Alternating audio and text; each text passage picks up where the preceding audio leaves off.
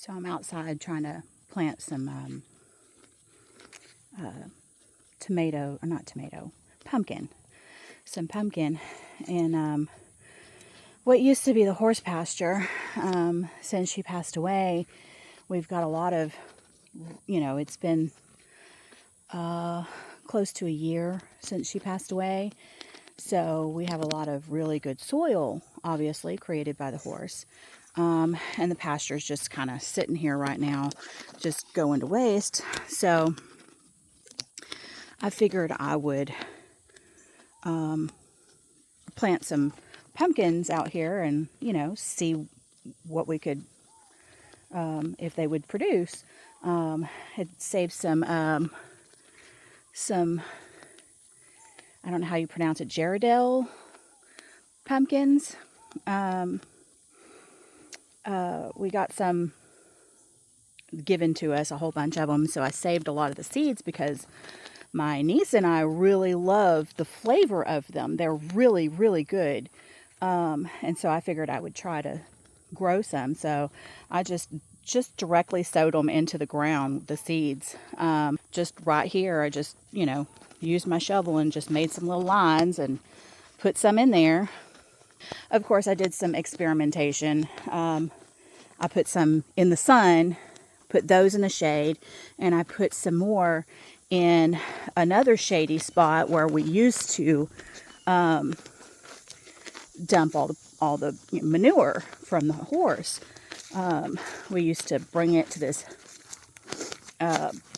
side fence way in the back of the pasture, and I would say way in the back. For her, it was way in the back. It was out of her way. There's still this mound right here. And so I put some inside that mound in the shade, but it gets sun, as you can see. It gets sun in the middle of the afternoon, and so see which ones grew and where they grew best. So I'm just doing some experiment in the horse pasture because why not? Still have, it's late July, so I still have, quite a bit of growing time in Texas, so in southern Texas. So we're going to see what happens. But while I was doing that, found a cool find. The birds and the Lord provided these, I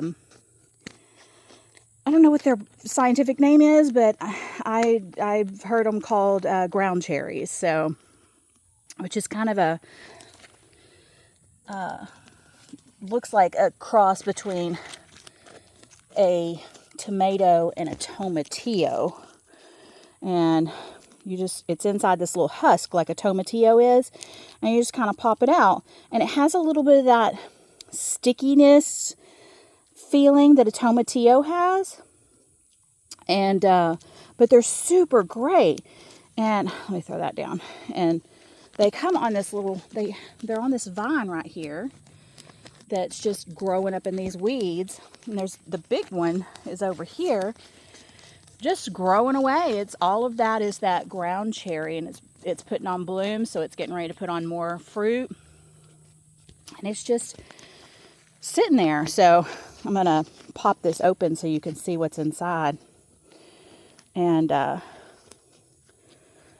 so you can see it looks just like a tomatillo to me, with those little tiny seeds that it has and everything, but like a cross between a tomato and a cherry. I mean, it's kind of, it's tomato, but it's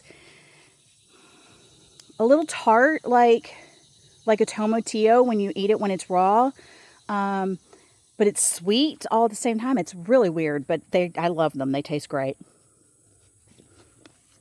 And so I had grabbed a whole bunch yesterday when I discovered the plant.